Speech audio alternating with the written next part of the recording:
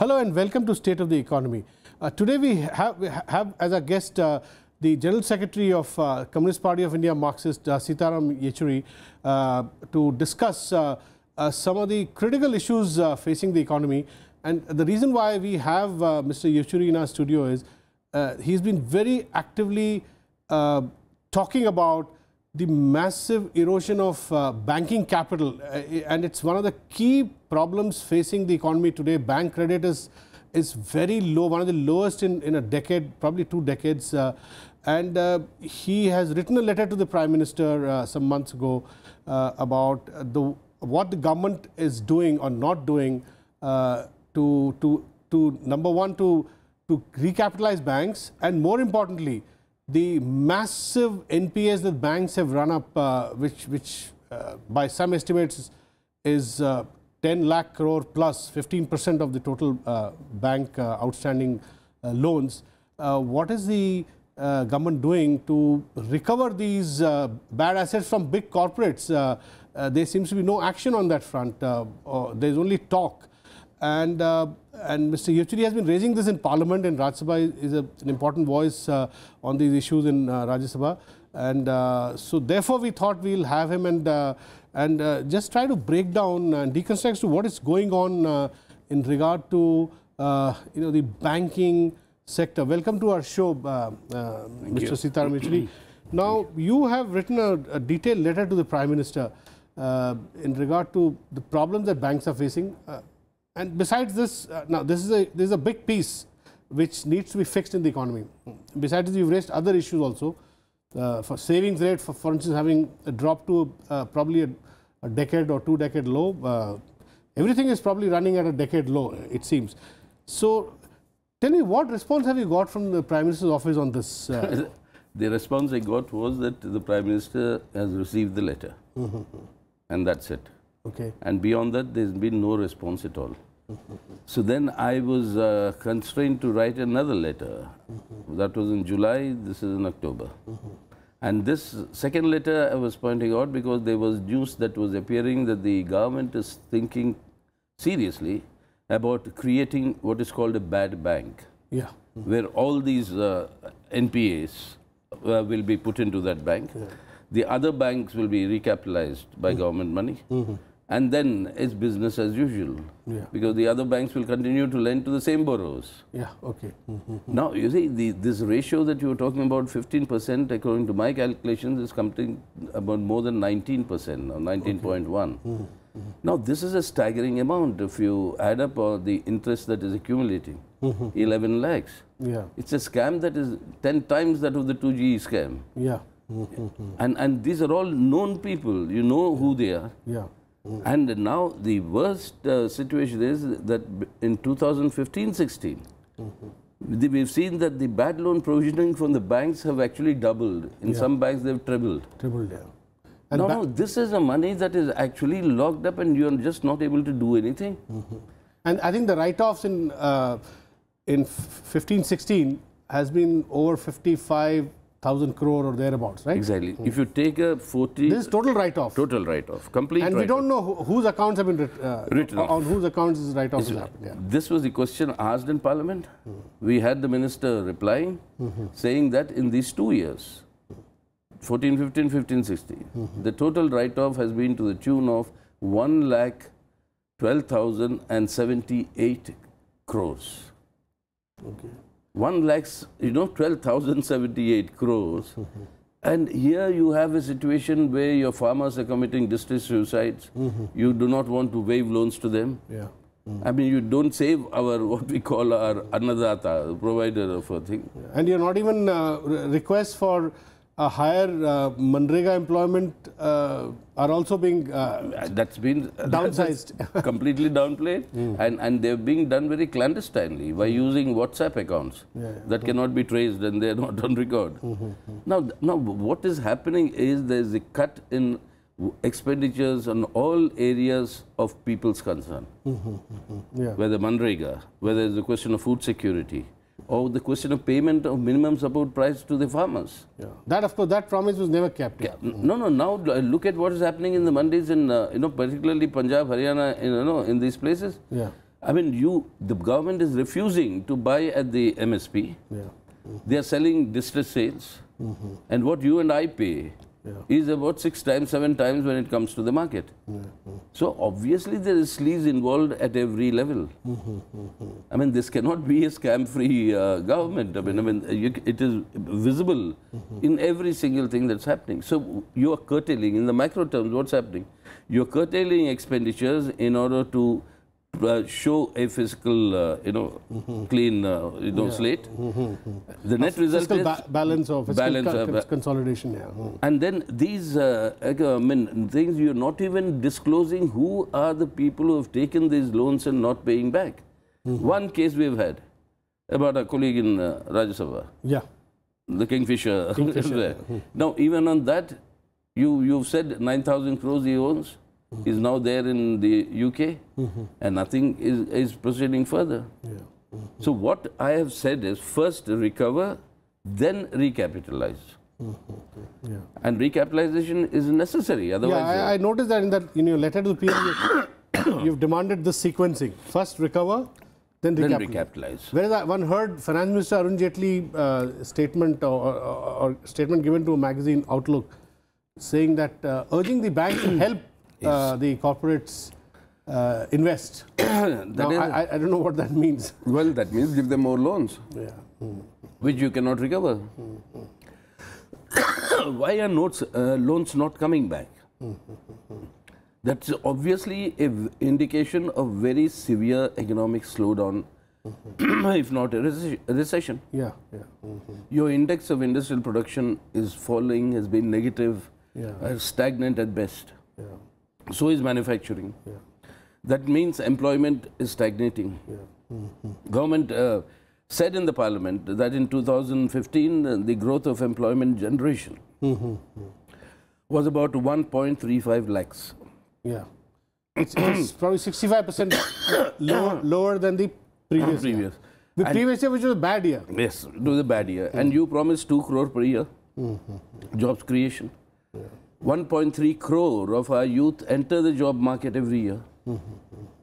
You've created 1.3 lakh. 1/10 of what is required. Forget the backlog. So which means what? People's purchasing power is declining. That is reflected in the savings rate, falling. So when people are desperate, when they cannot save, they are desperate to survive. With this inflation that continues, inflation and the rural wage rural wage growth is near 0%. 0%.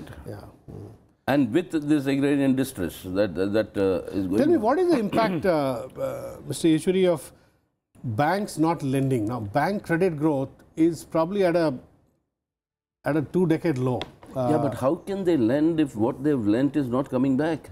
No. So what is the solution now? Is there a parliamentary committee on this which can get information from RBI and which can see the top, say, 10 heavily indebted companies? There is a list which private analysts are circulating. Exactly. And everybody knows who these people are, the companies are. And what is required is a new legislation. A new legislation where, for example, if you borrow for one entity which doesn't take off, so the money you borrowed is locked up there. But you have 9 other entities. These are big groups. You have 9 other entities which are making, very handsome profits. Now, why can't public money, that is public money you've loaned, and that public money be recovered through the other assets of these very people? I mean, you can't come in your private jets to negotiate an NPA, restructuring. So there should be a group approach, you're saying? There should be a group approach. So you're saying that if one company of the group has defaulted, then other companies should also not be given further loans? I think that there's a norm there. I think I don't know whether the RBI is strictly implementing that or not. That is the point. I mean, whether RBI is implementing or not. The other very dangerous thing is the proposal that the government is actively considering of withdrawing from the RBI Reserve Fund to recapitalize the banks. Now that is a disaster because RBI Reserve. Because if the government itself borrows, the fiscal deficit will go up and the credit rating. That is one. The other thing is your economic fundamentals will get totally shaken if you have an unstable RBI. You know, I mean, it's a ridiculous position. So what needs to be done is to recover. At least make the list public. At least let there be... What is the problem in making the list public? That is what the government has to answer. Isn't the Supreme Court also asking for the list to be made public? Asking for the list. So the government says it will give it to the Supreme Court in a sealed cover. And that's been going on for months. We don't know whether any sealed cover reached the Supreme Court or not.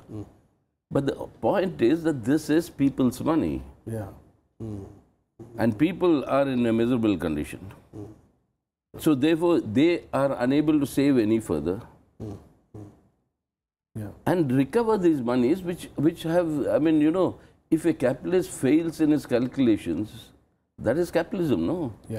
I mean, that's what capitalism is all about. No, if you fail, you jolly well pay. No, I mean, why is that obvious? You can't be protected during the downside. Downside, I mean, in the sense, you take for some project of yours, nobody else knows how viable it is or not. It fails. Money is locked up. You say, I'm bankrupt, I can't pay you back. But then you run 9 other very, handsome big and your personal guarantees are there, so personal assets are also can be involved. Now you're talking in terms of the Kingfisher owners' villas and properties to be, confiscated. But even that has taken nearly a year. Are you hopeful, Mr. Yechury, of some companies now being forced to sell their assets? Like recently, the SR Group had to sell its refinery for $12 billion. And similarly, other groups are also being forced to sell their profitable assets. So, do you think there is some hope there? Well, I mean, you see, they are doing it, I think, out of their own internal compulsions and needs to manage their finances of these corporate groups. But there has to be some legal way in which the government of the day will empower your nationalized banks to recover loans that are just locked up for years. So that is what the Parliament has to do, and that is what I've been urging the Prime Minister. You see, you had promised how much? 15 lakhs into your account, my account, recovery of the black money during the elections. Forget that. But now what is happening? Near 11 lakh crores being locked up. Which is about 17–18% of total credit. So how can the banks give any further credit? One gets the impression, Mr. Yechury, that the enormity of this problem doesn't seem to reflect in the statements by the government. They seem to be just sort of treating it as routine business as usual. Well, that is the misfortune, and that is what is of very serious concern. And that is what raises suspicions that there is, of course, a very high degree of sleaze involved. Who are the people who are benefiting? And you know, I know, people know, I mean, but who are the ones that are close and who are benefiting? But the point is, legally, is there nothing that you can do about it? That speaks very badly about our state of governance. So this is where I think the enormity of the problem needs to be realized. And just imagine, if these funds are released, how much can that be utilized for building a much needed infrastructure? How many new jobs will be created? Lakhs of new jobs, if you want to incur that sort of a public investment in building infrastructure. And this lockdown in bank capital, do you think is also affecting lending to small businesses? Which is the worst thing. Now, as a result, what is happening is that your MSEs, I mean, your small scale and the medium enterprises. Small and medium enterprises. They are the ones who provide the largest employment in your industrial sector. And they are the ones who actually produce what you and I, everybody, needs nitty-gritty things. Now, they are unable to access loans because of this problem. The farmer is being harassed for a 40,000 loan, 60,000 loan. Unable to bear that, he is committing distress suicides. So this is affecting everybody. I mean, affecting the whole economy and the people. And there is also a misconception that big industry provides the bulk of employment. Whereas today, if you open a power plant which is fully automated, of course, power plants are needed, and we have excess capacity today actually in terms of availability. 400 people less than, they run a power plant, 4,000, 3,000 megawatts. A automated textile plant is run by 300-400 people. So the real employment is coming from a more labor-intensive sector. And do you think there's some strategy in the banking sector or even in the government to push those? There was one interview where the Prime Minister argued when he was asked about the Labour Department's employment figures in the 8-10 employment-intensive industries, which shows a 65% fall in deceleration in employment generation. So the Prime Minister's reply was that that a lot of employment is getting created in the unorganized sector through Mudra Bank lending, which is not being captured. What do you think Mudra Bank lending is creating? I mean, whom are you trying to fool? You know, most of these great Jan Dhan Yojana accounts, etc., etc. You seen the scandal where public sector banks were asked to deposit 1 rupee each. So that to keep them saying that they're not that they're active, zero they're active accounts. No, I mean, you see, none of these can generate employment to the scale that we need. What we need today is a very active employment generation, which can only happen, in my opinion, through a massive dose of public investment in building our much needed infrastructure. But isn't that happening in roads, railways, etc.? Where you just look at the roads, I mean, in the sense, forget the propaganda, but the actual realities in the roads, just look at the NHAI road constructions.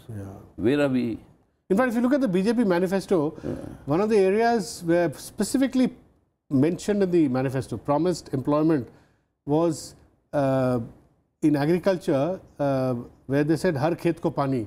So in creating that har khet ko pani, that infrastructure, a lot of employment would be generated. For constructing those. That's why I firmly believe if you really want to get. And 2.5 years down the line, do you see that happening? No, not at all. Har khet ko pani? Not at all. On the contrary, that is what is the woeful lack of infrastructure that we have for our agriculture, for our communications, for anything else. Look at the state of your rural roads. Look at the state of water access to the, to agriculture. We continue to remain at the same percentage for about 2 decades now. And even today, you have to look up to the skies for the monsoon. And this is something which is not acceptable. And that's why I think if the government is serious, and we'll try to persuade them in Parliament and outside, and through people's struggles, which are now growing all over the country. You've seen the working class strike on the 2nd of September.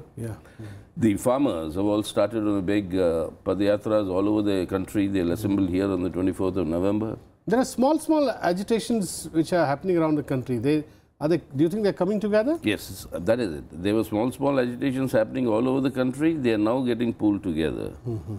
And this would be, as far as the Kisan agitations are concerned, one of the landmark events on 24th of November, where all these issues will be brought to the focus. I mean, what is required for India today, given the global scenario? Given the global uncertainties, which are bound, in my opinion, to intensify, in fact.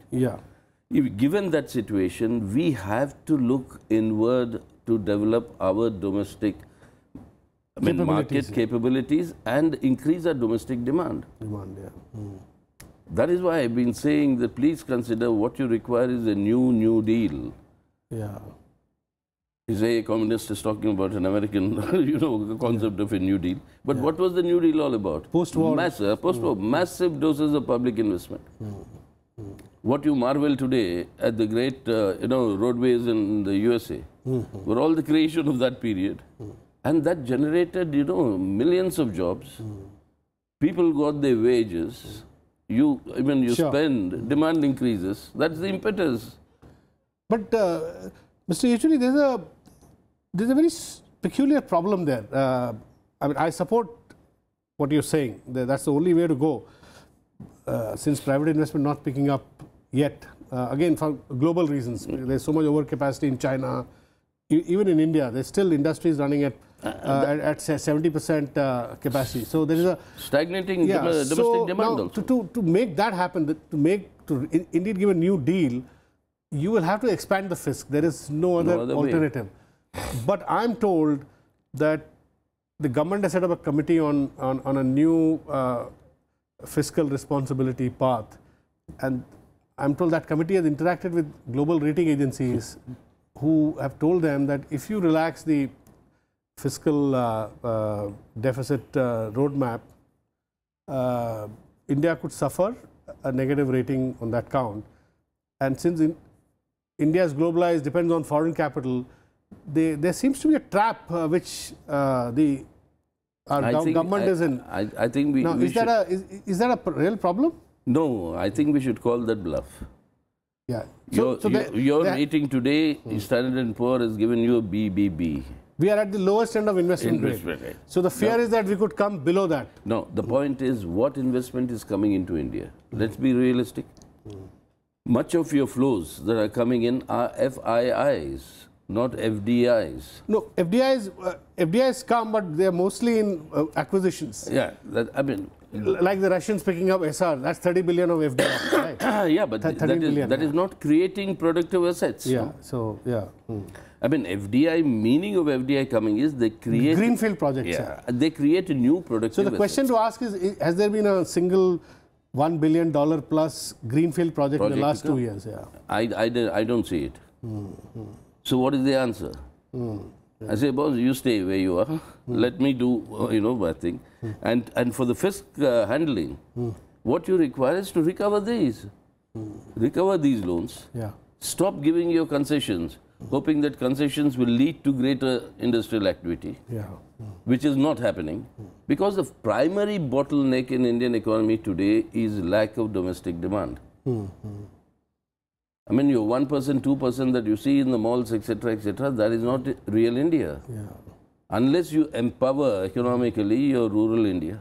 Which means what you're saying is that, to start with, the government should bite the bullet in terms of recovering all the banking assets which are lying with various big corporate groups currently unused. Force them to sell it, recover the money, and then drive it into these other productive assets. Productive asset creation, which will strengthen our economic fundamentals, create employment, generate domestic demand, and then you see, I mean, that generation of domestic demand will be the real impetus for industry. Yeah.